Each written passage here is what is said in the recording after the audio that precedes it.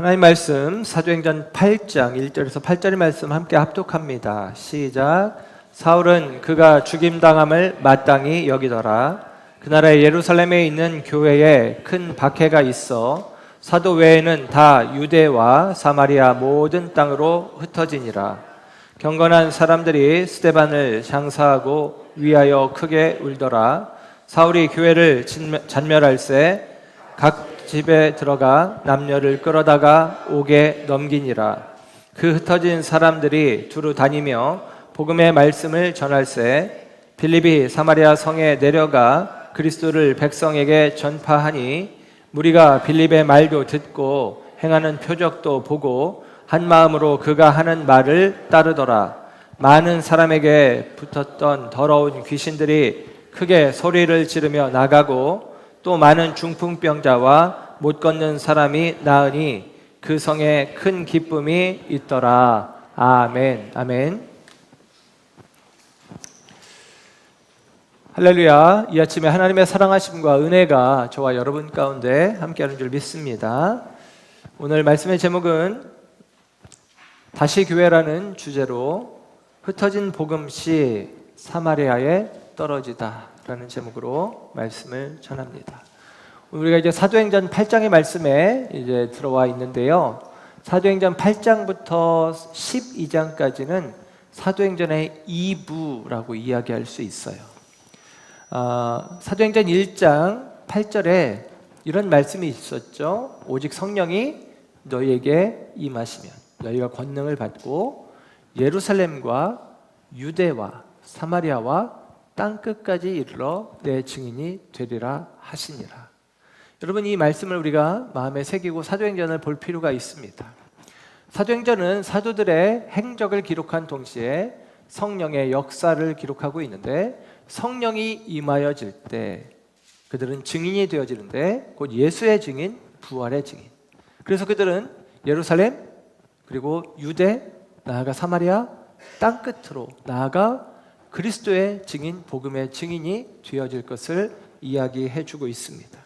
그 가운데 우리가 지난 시간까지 살폈던 1장에서 7장까지는 예루살렘에서 있어질 성령의 역사, 그리고 예루살렘 교회가 어떻게 세워져 가는지 등등을 이야기했다면 8장부터 12장까지는 이제 예루살렘 다음에 어디예요? 유대와 사마리아, 그곳에서 되어지는 이야기를 기록해주고 있고, 13장 이후에는 이제 사도 바울을 중심으로 해서 땅끝으로, 복음이 이제 땅끝을 향해서 나아가는 과정들을 이야기해주고 있는 거예요. 그래서 오늘 본문의 이야기는 그 중간에 있는 2부에 해당하는, 그래서 8장에서 12장까지는 이 유대 지역, 사마리아 지역으로 복음이 전해져가는, 확장되어져가는 이야기를 들려주고 있다라는 사실입니다. 오늘 본문은 성경이 이렇게 시작이 되어지죠. 1절의 말씀을 보면 사울은 그가 죽임을 당함을 마땅히 여기더라. 그날에 예루살렘에 있는 교회에 큰 박해가 있어 사도 외에는 다 유대와 사마리아 모든 땅으로 흩어지니라. 아멘. 그럽니다. 그날에 박해가 있었대요. 사울이 스데반, 이 그날은 스데반이 순교한 날입니다. 스데반이 순교했을 때 사울은 그 일을 보고 마땅하다, 옳다, 좋다 그렇게 여겼단 말이에요. 그리고 나서 그 스데반의 순교가 마치도 기폭제가 되어서 이제는 이 예루살렘 가운데 예수 그리스도를 믿는 자들에 대한 박해가 본격적으로 시작이 되어지는 것입니다. 그 결과로 예루살렘에 머물러 있었던 교회 가운데 큰 어려움이 있고, 교회의 지체들이, 성도들이 이제 그 박해를 피해서 유다와 사마리아 땅으로 흩어졌다라고 이야기를 해주고 있습니다. 이 박해를 이렇게 표현했어요. 큰 박해가 있었다. 큰 박해가 있었다. 이 크다라는 말이 헬라 말로는 메갈로라는 말이에요. 영어로는 메가라는 뜻입니다. 메가톤급, 메가처치, 메가마켓. 메가라는 얘기는 100만이라는 뜻인데 그만큼 많다, 크다라는 의미가 있어요. 그러니까 그렇게 많은 박해들이 그들 가운데 있었다라고 이야기를 하는 것입니다. 그 박해로 말미암아 어떻게 돼요? 다 흩어져 버린 거예요. 박해로 말미암아 다 그 박해를 피해서 예루살렘에 머물지 못하고 그 교회 공동체가 함께 어우러져서 함께 예배하지 못하고 흩어질 수밖에 없었던 것입니다. 자기 교회를 떠나 자기 가족 관계를 떠나 모든 관계를 깨뜨리고 다 떠나는 과정들이 있었고 그리고 자기 소유를 다 놓고 떠나는 과정들이 있었다라는 사실이죠. 그런데 오늘 성경의 이야기는 그로 말미암아 복음이 유대와 사마리아로 확장되어져 간다라고 이야기를 해주고 있는 것입니다.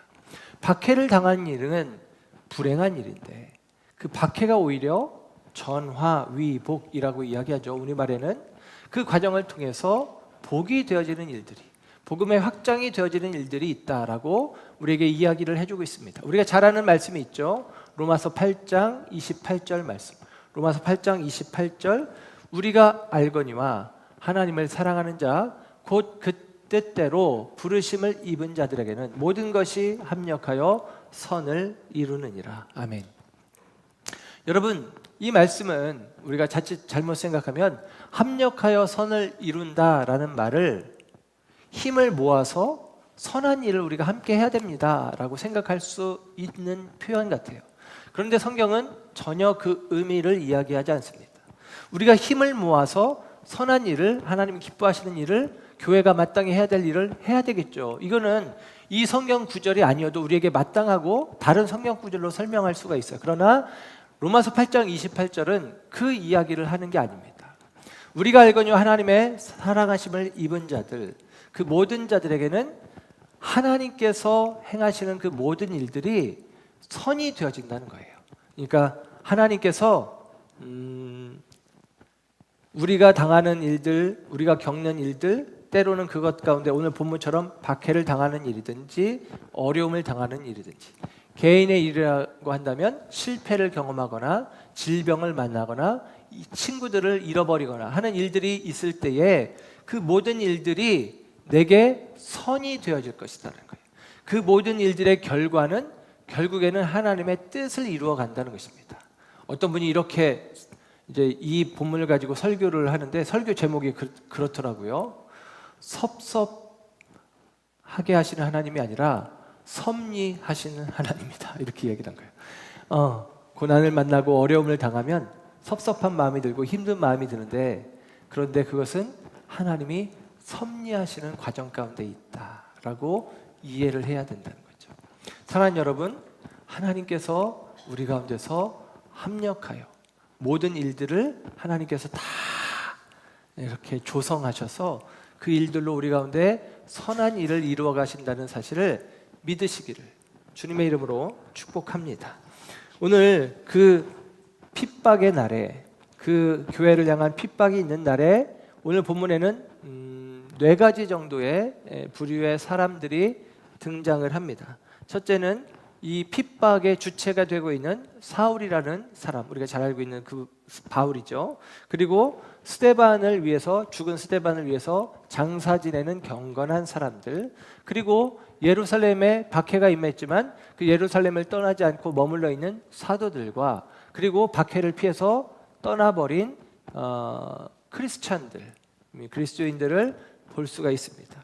먼저 우리가 보는 것은 사울을 먼저 생각해 본다면 사울뿐만이겠습니까? 사울과 더불어 함께 마음을 모아서 교회를 박해하는 일들을 했던 사람들이 있을 거예요. 오늘 3절의 말씀을 보면 이런 표현을 합니다. 사울이 교회를 잔멸할세 이렇게 이야기했어요. 잔멸할세. 이 잔멸한다라고 하는 말은 이 멧돼지가 살찐 멧돼지가 포도원에 들어와서 그 밭을 다 짓밟고 다니는 모습을 표현하는 게 잔멸한다라는 말입니다. 그러니까 여러분 포도원은 그리스도인들을 상징하잖아요. 교회를 상징하잖아요. 그러면 그 포도원에 와서 짓밟고 다니는 그가 누구냐? 멧돼지인데 그 멧돼지가 바로 지금 사울과 같다라는 거예요. 살찐 멧돼지가 포도원을 지금 다 짓밟고 있는 형국을 뜻하고 있습니다. 그렇게 그냥 교회를 짓밟아 버리고 있는 모습이 사울의 모습인데 사울이 왜 그 일을 하고 있느냐? 사울이 왜 교회를 핍박하고 있느냐? 그 이유는 무엇이냐? 하나님을 위해서입니다. 하나님의 이름으로 핍박하는 거예요. 사울이 그 일을 하고 있을 때 우리 입장에서는, 교회 입장에서는, 핍박당하는 예루살렘 교회 입장에서는 사울을 어떻게 생각하겠어요? 그는 하나님의 대적자로 여겨지겠죠. 그러나 사울 자신은 나름대로는 하나님을 위해서 하나님의 이름으로 교회를 박해하는 일들을 하고 있다라는 사실입니다. 나중에 사울이 이제 회심하는 장면이 사도행전 9장에 나오는데, 사도행전 9장 18절에 보면 사울이 잠시 눈이 멀게 되거든요. 그 눈이 멀었을 때에 그가 앞을 보지 못합니다. 예수님을 만나고 나서. 그리고 나서 그가 눈을 뜨게 되는데, 그때 눈 뜨는 장면에 사도행전 9장 18절에 보면 비늘 같은 것이 눈에서 벗겨졌다는 거예요. 무슨 얘기냐면 비늘 같은 것을 덮고 하나님을 보니 오해하는 것입니다. 비늘 같은 것을 덮고 그 마음에 그것을 덮고 말씀을 읽고 보니 오독하는 것입니다. 오해하는 것이죠. 결국은 하나님에 대한 열심이 있었지만 하나님에 대하여 오해하고 있고, 하나님의 뜻을 오해하고 있고, 하나님의 뜻과 계획이 이제 그리스도를 통하여 우리를 향하신 하나님의 구원 계획이 있고, 그 그리스도를 통하여 주님의 몸된 교회가 세워져서 그 교회를 통해서 하나님이 온 세상을 구원하시려고 하는 그 일들을 사울은 모르고 있단 말이에요. 그래서 그는 나름대로는 하나님을 위해서 하나님의 이름으로 열심을 내고 있지만, 그는 그릇된 열심으로 오히려 하나님의 일을 방해하는 자, 하나님의 몸된 교회를 부수는 자, 짓밟는 자가 오늘 사울이다라고 이야기할 수 있습니다. 그리고 두 번째 등장하는 부류는 스데반의 죽음을 슬퍼하면서 그를 위하여 울고 장사 지내주는 사람들입니다. 오늘 본문 가운데 보면 2절이죠. 경건한 사람들이 스데반을 장사하고 위하여 크게 울더라, 그렇게 이야기합니다. 여기서 나오는 경건한 사람들은 학자들마다 좀 견해가 달라요. 예수님을 믿는 유대인이다라고 이야기하기도 하지만, 예수님을 아직 믿지 않는 그런 하나님을 제대로 마음에 두고 있는 경건한 유대인, 그렇게 이야기를 하기도 합니다. 저는 후자의 경우에 제 의견을 둡니다. 무슨 얘기냐면 이 사람들은 아직 예수님을 믿는 사람들은 아니에요. 그러나 그들은 이 스데반을 향한 투석형이 합당하지 않다라는 생각을 하고 있는 것이고, 원래 종교 재판을 받아서 죽은 사람을 위해서는 슬퍼해주면 안 됩니다. 그를 위해서 울어주면 안 돼요. 그것 역시도 하나님의 율법을, 이 이스라엘의 유대교 율법을 어기는 셈이 되어집니다. 그런데 그런 율법을 어기는 경우가 되어진다 할지라도 내가 마땅히 이 억울한 사람을 위해서 내가 울어줘야 되겠다라고 생각했던 사람들이 있었던 거예요. 그리고 그들은 스데반을 위해서 직접 장사 지내는 일까지 해주었다라고 하는 사실입니다. 그들은 우리식으로 표현하면 의로운 사람들이에요. 의롭고 올바른 사람들입니다. 그러나 그들이 그리스도인은 아니죠.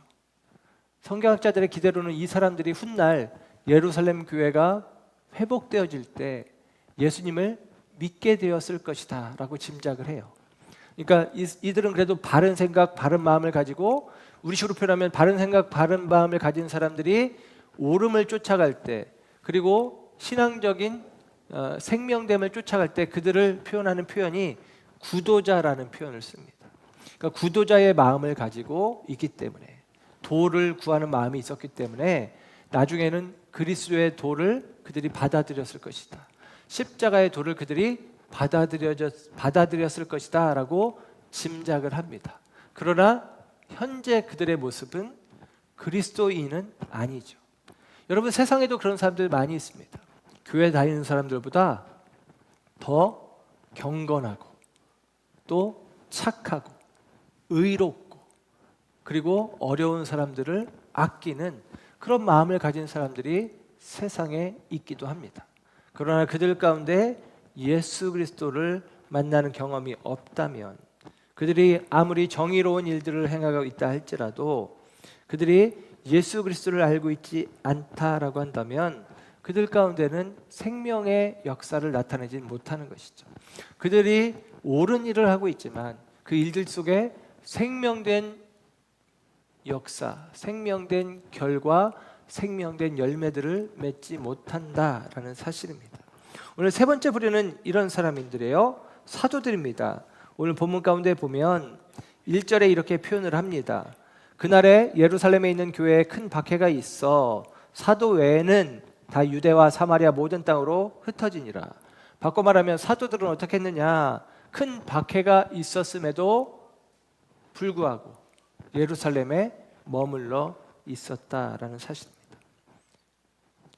교회를 향한 박해가 시작되었고 그 박해의 어떤 시작점이 되어지는 사건, 스데반 집사가 돌에 맞아 죽게 되어집니다. 사울은 이 스데반의 죽음을 마땅히 여기며 멈추지 않고 온 교회를 잔멸하기 위해서 사람들과 더불어 예수 믿는 자들을 잡아 죽이기 시작하고 박해하기 시작하는 것이죠. 그 결과 사람들은 다 남녀를 불문하고 그들이 예수 믿는 자들이 감옥에 갇히고 고난을 당하는 일들이 있었고 결과적으로는 사람들이 다 이 예루살렘을 그리스도인들은 떠났단 말이에요. 그런데 사도들은 떠나지 않고 그곳에 있었습니다. 그 이유가 무엇일까? 여러 가지 추측들을 합니다. 예를 들면 예수님의 고난과 부활의 현장인 예루살렘을 지키는 것이 그들에게 마땅한 의무라고 생각했을 수 있습니다. 그리고 또 혹은 저는 이렇게 생각이 되어지는데 본문에 그런 표현을 썼잖아요. 3절에 보면 교회를 잔멸할 때에 믿는 자들을 잡아다가 옥에 넘기니라. 그럼 무슨 얘기입니까? 저로 치면 우리 교회 성도님들이 예수 믿는다는 이유로 우리 교회 다닌다는 이유로 감옥에 갇힌 거예요. 그들을 두고 나만 살겠다고 도망칠 수 없는 것이죠. 그래서 사도들은 누구보다도 더 큰 위험 가운데 있을 텐데 그들은 자신의 생명의 안위를 쫓아 도망치는 방식을 취하지 않고 예루살렘에 머물러 있었다라는 사실입니다. 어떤 이들은 그들이 예루살렘에 머물러 있었던 것이 이 유대 땅을 벗어나기를 싫어해서 이방 땅으로 이방인의 땅으로 가기 싫어해서 머물러 있었다라고 해석을 하기도 하는데 사실은 그 어떤 이가 저였습니다. 예전에는 제가 그렇게 해석을 했었어요. 그런데 성경을 다시 보다 보니까 이 사도행전에 나오는 사도들의 모습은 특히나 4장, 5장 이렇게 나오는 사도들의 모습은 그런 모습은 아닐 것 같아요. 그들은 나름대로는 그러니까 아직은 때가 아닌 것이죠. 결국에는 그들이 땅끝으로 나아가는데 결국에는 사도들 역시도 땅끝으로 나아가서 복음의 증인들이 되어지는데 아직은 그때가 사도들에게는 아니었다라고 저는 다시 생각을 하게 되었습니다. 그리고 그들은 예루살렘을 지키는 게 그들에게 있어서 가장 필요한 일이라고. 그 고난받고 고통받는 성도들 옆을 떠나지 않는 것이 그리스도의 십자가와 부활의 현장을 떠나지 않는 것이 우리에게 좋겠다라고 판단을 했던 것 같아요. 그래서 그들은 떠나지 않은 것입니다. 이방 땅에 가지 않겠다는 고집을 부리거나 이방 땅으로 가면 안 된다라는 편견을 가졌거나 두려움을 가졌던 것이 아니라 그들은 나름대로 지켜야 될 자리를 지키고 있었다라고 볼 수가 있습니다. 그리고 네 번째 부류의 사람들은 오늘 4절에 나오는 바 흩어진 사람들입니다. 흩어진 사람들. 그들은 우리식으로 표현하면 박해를 피해서 흩어진 거예요. 그들이 박해를 피했기 때문에 그들이 핍박을 두려워하는 사람들이라고 여기면 안 될 것 같아요. 그들이 핍박의 자리를 떠났으니 그들은 배신했네, 그들은 비겁하네 라고 생각하면 안 됩니다. 어디로 그들이 흩어졌는가도 중요하지만 흩어진 그들이 무엇을 했는가가 중요해요. 예를 들면 박해의 이유가 예수를 전함인데 내가 흩어져서 내가 예수 전하는 것으로 또 고난받지 않겠다고 예수 전하기를 멈추었다면 그들이 단지 배신자요 비겁한 자가 되어질 수도 있겠지만 그들은 그들이 머무는 자리에서 오늘 보면 4절의 말씀을 보니 그 흩어져서 그들이 두루 다니며 복음의 말씀을 전했다라고 이야기를 하는 거예요. 그들은 복음 전하기를 마다하지 않았습니다. 복음 전하기를 두려워하지 않았다는 거예요. 결과적으로 박해로 말미암아 흩어진 사람들을 통해서 복음이 확장되어지는 일들이 있었다라고 성경은 기록해 주고 있습니다. 그래서 그 성경의 오늘 본문의 내용에 서론이면서 결론이 되는 게 1절의 말씀인데요. 1절 끝부분에 이렇게 이야기하지 않습니까? 그날에 예루살렘에 있는 교회에 큰 핍박이 나서 사도 외에는 다 유대와 사마리아 모든 땅으로 흩어지니라. 아멘.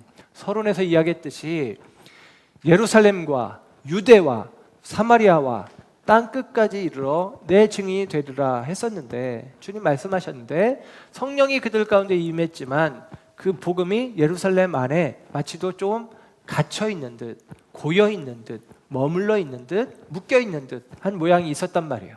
그런데 박해가 더해지고 나니 그 박해를 피해서 흩어진 사람들이 유대 땅으로 사마리아 땅으로 가서 복음을 전하는 일이 있었다라고 성경은 지금 서론으로서 결론으로서 이야기를 해주고 있는 것입니다. 이 과정 속에서 여러분, 사람들은 나름대로 열심을 가지고 살아갑니다. 나름대로 자신의 최선을 다해서 살아가고 있어요. 그런데 아무리 우리가 인간이 열심을 내고 최선을 다한다 할지라도 인간의 열심과 인간의 최선으로는 안 된다라는 사실을 성경을 통해서 우리는 배워야 합니다. 인간의 열심과 인간의 최선이 있었지만 안 된다라는 것이죠. 사울은 스데반이 죽는 것을 마땅히 여겼습니다. 그는 그것을 사울의 최선이었어요. 그렇지, 저는 하나님, 유일하신 하나님 말고 예수라는 자가 하나님 우편에 있다고, 그는 죽는 게 마땅해. 사울의 최선이었어요. 사도들은 예루살렘에 남아 있었습니다. 그것이 남는 게 사도들에게는 최선의 선택이었어요. 최선의 열심이었습니다. 경건한 자들은 스데반을 위해서 크게 울었대요. 울어주는 게 그들의 최선이었습니다. 3절에 보면 사울은 교회를 잔멸하는 일을 합니다. 그게 바울의 열심이었고 바울의 최선이었습니다. 그러나 여러분, 그것으로는 하나님의 나라가 세워지지 않고 확장되지 않아요. 하나님의 최선과 사람의 최선이 만났을 때, 곧 흩어진 사람들이 하나님의 열심을 만나고 그들이 복음을 전하는 일들을 했을 때, 그 하나님의 본래의 뜻과 계획, 예루살렘을 벗어나 유대와 사마리아로 복음이 확장되어가는 일이 시작되었다라고 하는 사실입니다. 사랑하는 여러분, 저와 여러분이 나름대로 내 자리에서 내 방식으로 열심을 내고 최선을 다하는 일이 있더라도 그것이 하나님의 최선, 하나님의 열심과 만나지 않는다면 그것은 헛된 것이 되어진다는 사실을 기억하시길 바랍니다. 사울도 헛되고, 헛될 뿐만이 아니죠, 잘못되었죠. 사도들도 목숨 걸고 그 자리를 지켰지만 그들의 수고도 사실은 아쉬움이 남아요. 경건한 사람들, 그들이 참 정의로운 사람들이고 의로운 사람들이지만 그들 역시도 생명의 역사를 나타내지는 못합니다. 죽음을 수습하는 일만 할 뿐이지 생명으로 확장시켜 나가지 못해요. 그러나 흩어진 사람들, 그들이 비록 두려움에, 약함에 교회를 떠난 것처럼 보이지만 그들을 통해서 하나님이 그들을 붙잡고 일하시니 생명의 역사가 나타나더라라는 사실입니다. 사랑하는 여러분, 저와 여러분이 이와 같은 생명의 역사가 우리 가운데 있음을 기억하시길 바랍니다. 사도행전 11장 19절에서 21절의 말씀을 보면 이 11장이니까 9장, 8장, 9장, 10장, 11장, 12장 이렇게 되어지는데, 이 11장에 되어진 내용을 이렇게 기록을 해요. 11장 19절에 그때에 스데반의 일로 일어난 환란으로 말미암아 흩어진 자들이 베니게와 구브로와 안디옥까지 이르러 유대인에게만 말씀을 전하는데, 그 중에 구브로와 구레네 몇 사람이 안디옥에 이르러 헬라인에게도 말하여 주 예수를 전파하니 주의 손이 그들과 함께 하심에 수많은 사람들이 믿고 주께 돌아오더라. 복음이 유대 땅을 지나 사마리아 성읍을 지나 우리 식으로 표현하면 이스라엘 국경을 밖으로까지 나가요. 서쪽으로는 구브로까지, 그리고 동쪽으로는 안디옥까지, 그리고 위쪽으로는 페니키아까지 막 올라가는 거예요. 복음이 확장되어지는 일을 이제 조금씩 확장되는 일을 기록하고 있는데, 그 내용 속에서 뭐라고 표현하냐면 스데반이 당한 일, 그때의 스데반이 당한 일로 말미암아. 그러니까 여러분, 스데반이 당한 일, 그리고 교회 가운데 주어진 박해, 그것은 무엇입니까? 하나님의 섭리 속에 되어진 일이라는 거예요. 그 일들을 통해서 결국에는 복음이 땅 끝으로 확장되어 나가는 일들이 있었다라는 사실입니다. 여러분, 오늘 스데반의 박해를 시작으로 교회에 주어진 박해로 말미암아 흩어진 그리스도인들은 오늘 말씀의 제목으로 이야기한다면 흩어진 복음의 씨가 되어지는 것입니다. 우리 예전에 만들어졌던 노래 민들레 홀씨되어, 그 노래 아시는 분들 있을 텐데, 민들레 홀씨되어 어느새 내 마음 민들레 홀씨되어 강바람 타고 헐헐 뇌 곁으로 간다. 예, 노래도 부를 수 있는데 참아야죠. 민들레 홀씨, 우리 민들레 씨 알잖아요. 근데 그 홀씨가 흩어져서 사방으로 새로운 자리로 나아갑니다. 근데 그 흩어지는 과정 속에 뭐가 있냐면, 그 홀씨에 강한 바람이 불거나 누군가 터치를 해서 그 홀씨가 팍 하고 퍼지면서 그 사방으로 퍼져나가는 일들이 있는 것이죠.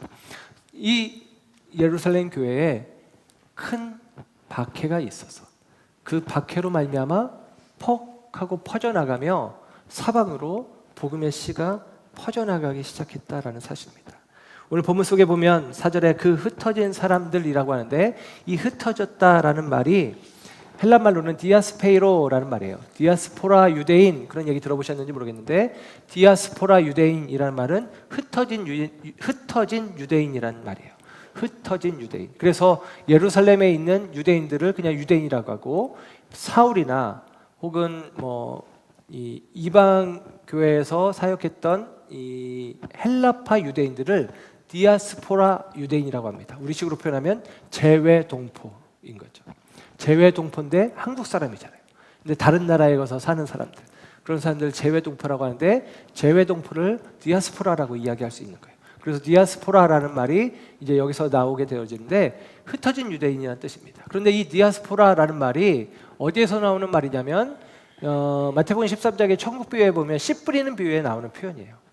씨 뿌리는, 그러니까 농부가 씨를 뿌릴 때 어떻게 뿌려요? 흩어 뿌리잖아요. 흩어 뿌리는 장면을 이야기하는 것입니다. 그래서 영어 성경에는 scattered라고 되어 있는데, 씨를 뿌리다라는 말이에요. 흩어졌다라는 말이에요. 그러니까 여러분, 흩어진 유대인들은 성경의 관점으로는 농부 대신 주님의 손 안에 있는 이 씨앗들이 농부에 의해서 사방으로 흩어 뿌려지는 거예요. 우리가 보는 관점으로는 교회를 향한 박해라는 관점이 있지만, 하나님의 섭리의 관점에서 볼 때는 그것은 하나님께서 당신의 손 안에 있는 생명의 씨앗들을 그 밭에 사방에 흩어 뿌리시는 과정들이 되어진다는 사실입니다. 그리스도인들은 농부이신 하나님의 손 안에 든 씨앗이에요. 그 씨앗은 죽어서 열매를 맺습니다. 요한복음 12장 24절, 내가 진실로 너희에게 이르노니 한 알의 밀이 땅에 떨어져 죽지 아니하면 한 알 그대로 있고 죽으면 많은 열매를 맺느니라. 아멘. 그 씨는 일단 땅에 떨어져 썩어져야만 합니다. 그러면 새로운 생명으로 살아나는 길을 얻게 되어지는 것입니다. 능동적이고도 적극적으로 우리는 썩음을 선택해야 해요. 능동적으로 적극적으로 우리는 흩어짐을, 고난을, 그리스도의 십자가를 감내함을, 지난주의 말씀으로 이야기한다면 하늘에 시선을 두고 있는 자들은 성 밖으로 나가는 걸음을 걸어가야 한다는 것입니다. 씨앗이 썩어져야 할 때, 그때 비로소 생명의 역사가 나타나는 거예요. 핍박을 통해서, 박해를 통해서 소유를 잃고 관계를 잃고 신앙의 터전을 잃고 사방으로 흩어져 버린 사람들이지만, 그들이 한 알의 밀알과 같이 썩어질 때에 생명의 역사가 유대, 사마리아 땅끝으로 흩어져 가고 있다라는 사실입니다. 오늘 본문에 이어지는 내용은 5절부터의 말씀을 보면 제자 가운데 하나인 빌립이 나옵니다. 빌립이 사마리아 성에 가서 복음을 전했대요. 그리스도를 백성들에게 전파했대요. 그랬더니 많은 사람들이 믿고 돌아와서 8절에 이렇게 이야기합니다. 그 성에 큰 기쁨이 있더라 그럽니다. 여러분, 사마리아 땅에 큰 기쁨이 임했답니다. 사마리아는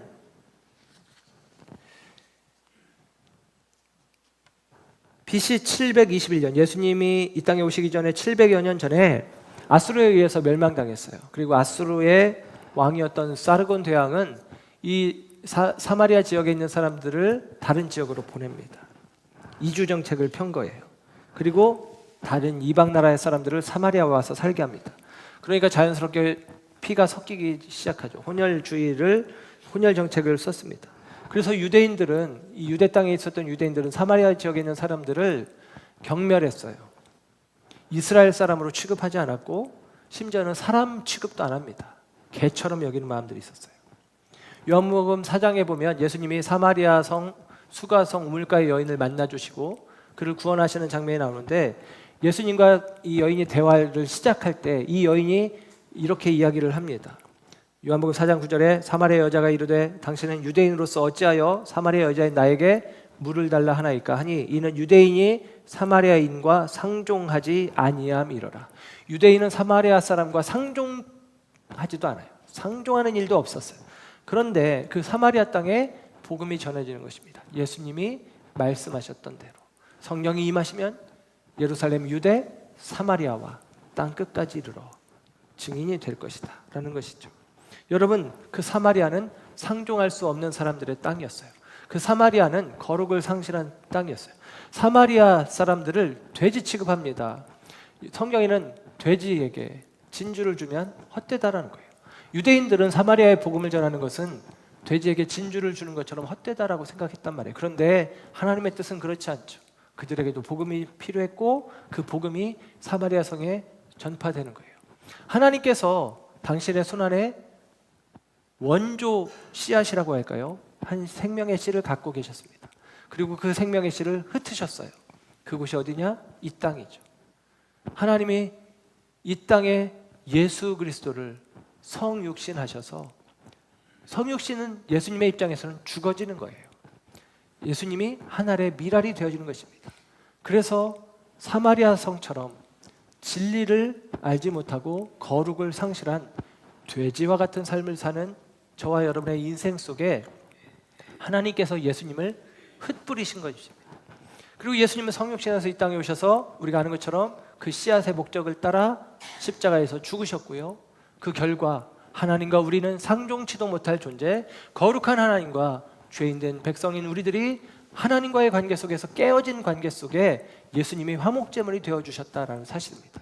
그 결과 우리는 어떻게 됐습니까? 하나님 안에 있는 생명을 누리는 것이고 하나님께서 약속하신 천국의 백성으로 저와 여러분이 선 줄로 믿습니다. 오늘 본문의 7절의 말씀을 보면 그 천국의 결과인데요, 많은 중풍병자와 못 걷는 사람이 나았다. 천국이 회복되고 잔치가 회복되고 회복의 역사가 있었음을 이야기를 해요. 그 결과 큰 기쁨이 있었다라는 사실입니다. 여러분 보십시오. 오늘 본문 1절에 보면 큰 박해가 있었대요. 메가톤급 박해가. 그랬더니 사람들이 2절에 크게 울었대요. 큰 슬픔이 있었다는 것입니다. 그러나 하나님께서, 역사의 주관자 되신 하나님이, 섭리하신 하나님이 하나님의 열심으로 일하실 때에 그 큰 박해 속에 큰 슬픔을 당했던 자들 가운데 그들이 오히려 복음의 씨가 되어서 흩어졌을 때 어떻게 되느냐, 늘 슬픔 속에 잠겨 있었던 사마리아 성읍에 큰 기쁨이, 메가톤급 기쁨이 그들 가운데 주어졌다라고 이야기해 주고 있습니다. 사랑하는 여러분, 이것이 오늘 성경이 우리 가운데 들려주는 이야기입니다. 저와 여러분이 이 땅 가운데 하나님께서, 농부이신 하나님이 우리를 하나님의 뜻을 따라 흩으신 거예요. 내가 원해서 내가 여기 있는 것 같지만 아닙니다. 하나님이 우리를 보내셔서 내가 이곳에 있는 거예요. 여러분이 서 있는 그곳은, 여러분이 살아가는 그 삶의 자리는 하나님이 흩어 보내신 곳입니다. 그곳에서 빌립은 8장 12절에 보면 이 사마리아 성에서 무엇을 했냐면 하나님 나라와 예수 그리스도의 이름에 관하여 전도하였다라고 이야기합니다. 저와 여러분의 삶의 자리에서 하나님의 나라를 살아내십시오. 하나님의 통치, 하나님의 다스리심 속에 서시길 원합니다. 그리고 그리스도의 이름을 여러분의 입술과 여러분의 손과 발로 전하기를 축복합니다. 그렇게 흩어진 복음의 씨가, 흩어진 생명의 씨가 되어지기를 주의 이름으로 축복하고, 여러분의 삶을 통해서 사마리아 성같이 슬픔 가운데 잠겼고 하나님에게서 멀어졌던 백성들 가운데 다시 큰 기쁨이 회복되어지며 하나님의 은혜를 회복하는 일들이 여러분의 삶의 주변 가운데 있어지도록 저와 여러분의 삶이 그렇게 하나님 앞에 귀하게 쓰임되어지기를 주님의 이름으로 축원합니다. 기도하겠습니다.